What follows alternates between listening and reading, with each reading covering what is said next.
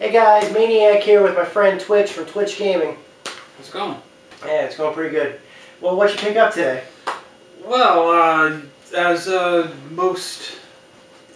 lot of gaming enthusiasts will know, last Friday a special release came out, something that should not have come out actually. But I guess before we get into that, we can talk about a little history about what brought the highly anticipated Wii game, Xenoblade Chronicles, stateside.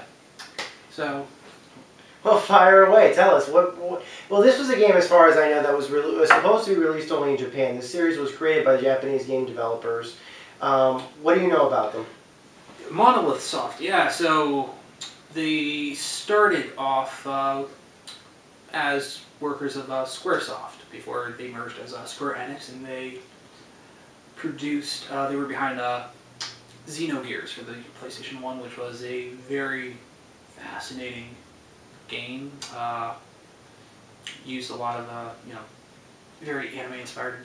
You pilot giant robots and beat the crap out of other giant robots, and it has a very convoluted story. It was quite fascinating, quite great. I believe a lot of that team worked on Chrono Cross as well. Mm-hmm. Before they split and formed Monolith Soft and became they were a subsidiary of Namco, I believe. They produced the Xeno Saga trilogy, Der Worlds are Mocked, also Sprock, Zarathustra, all those Nietzsche titles. And again, you mean Niche or Nietzsche? Because Nietzsche was this guy. Niche is a term. Nietzsche, yes, the philosopher. Yeah. And this was the era of 20-minute cutscenes, so it was like 5 minutes of gameplay, 20-minute cutscene. So interesting story, but tough balance between story and gameplay. But then they started working with Nintendo. They did a 2-game series for the GameCube, Baten Kaitas, which I believe the first one was in 2003. Then they released a prequel 3 years later. Both are odd Japanese role-playing games, to say the very least. This was, I guess, the brief obsession where it's like, hey, how do we innovate combat systems for these games? Why don't we make it card-based? So I only played through the first Baten Kaitas to completion, which is like a 6-hour game. Really good. But yeah, the card system actually worked. So yeah, after that they became a subsidiary of Nintendo, and So they are a subsidiary of Nintendo now, then? Yes. Well, that explains why this game has only been released on the Wii. Yes. They have no choice. So, for that, yeah, and it shouldn't have come out here. So you did say, yes, Monolith Soft is a Japanese developer, so yes, the game was originally released in Japan. There's not a good amount of role-playing games for the Wii. This has been an unfortunate tradition. Actually, I feel like back in Nintendo, it started with the N64. You can count all the RPGs on one hand. What, Quest 64? Paper Mario? That's it? I think so. I think there was, 8 in Chronicles, but that wasn't very Really? That wasn't very good, just like Quest 64. The Zelda games do kind of toe the line, but they're more adventure games, but yeah. So, after the Super Nintendo, which was home to, the best Final Fantasies, Chrono Trigger, the Dragon Quest series, which never came to Okay, stateside. by the way, these are fighting words. I know he's speaking fighting words, so I just want you to know that his opinions are his opinions. So you can't slam him for having his opinions. But actually, I've heard the majority of really hardcore Final Fantasy players all say the same thing, that Final Fantasy VI was a superior to Final Fantasy VII. And I'm one of those, by far, in a way. But then, so Super Nintendo was home to, every single JRPG. Then the N64, lost that, and the GameCube had probably twice as many, at least, as the N64, but, it still isn't home to many.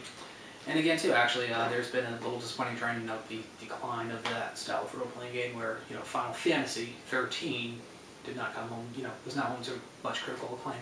But that's sidetracking enough, so the Wii, needs a good role-playing game. So, Monolith Soft came, made Xenoblade Chronicles to great, huge acclaim in Japan, because it seems so far the mantra to produce a JRPG a successful JRPG in Japan is to forget everything you know about it and just kind of start from scratch.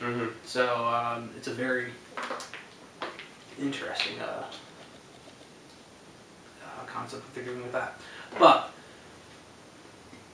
you know, American fans wanted a good JRPG. I know this game was heavily requested in the West. They wanted it. They wanted it brought here. And what made it even more controversial was that the game was localized for Europe.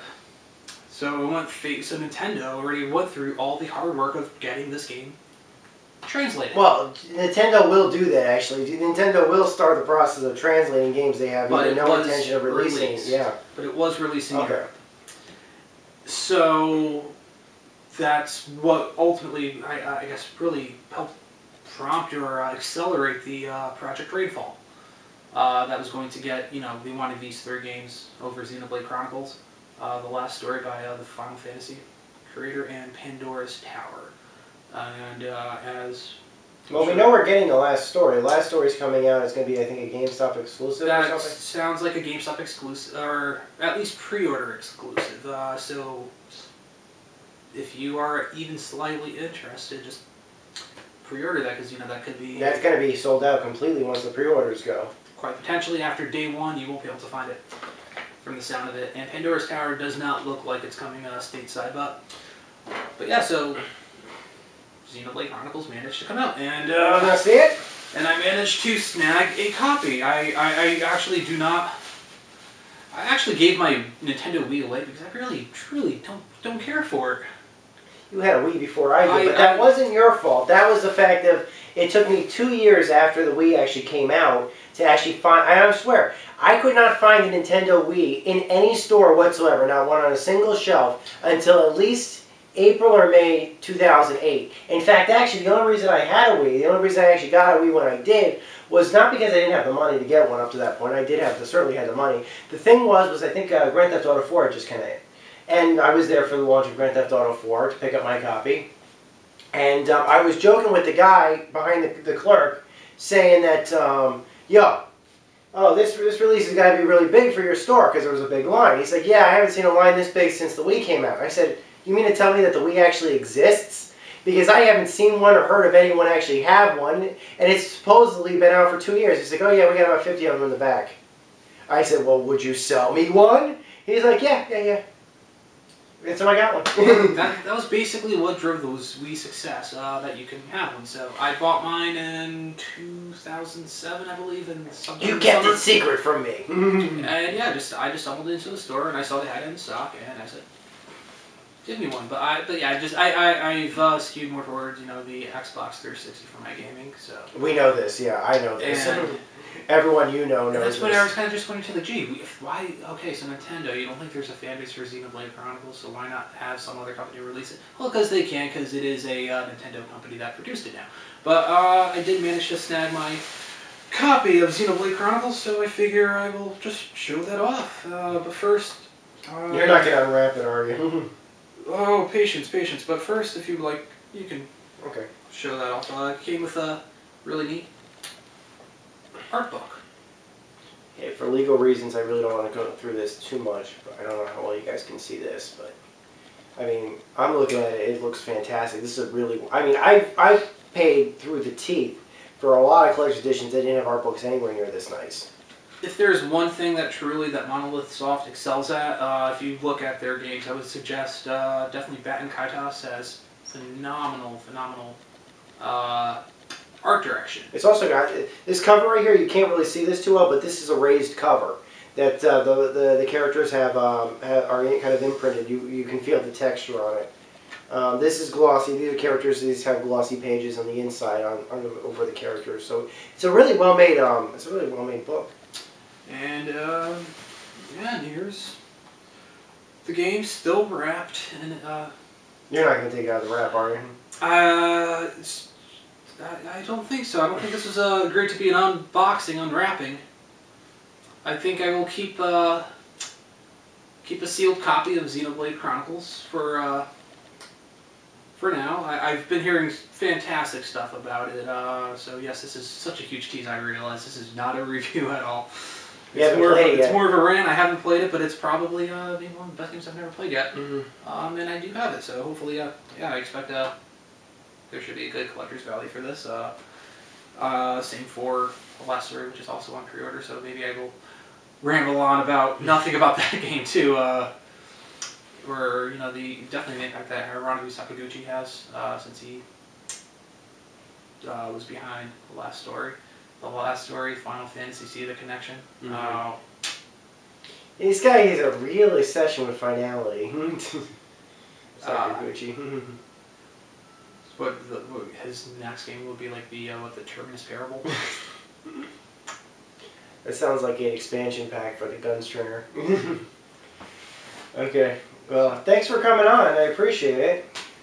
It's good having you. Come on back on the show sometime, and then we can totally talk about the next game series. We'd love to hear from you. I'm sure. If you want me to, if you like to see him back and talking about some different topic or something like that, he seems to be the resident JRPG expert that I know. Certainly, much better knowledge than I have. Well, to be fair, I've been converted to the so-called Western style. Well, that's not recently, though. We're talking like back in the day. Though I do have some strong hurt feelings with BioWare and Mass Effect 3, which I could probably share.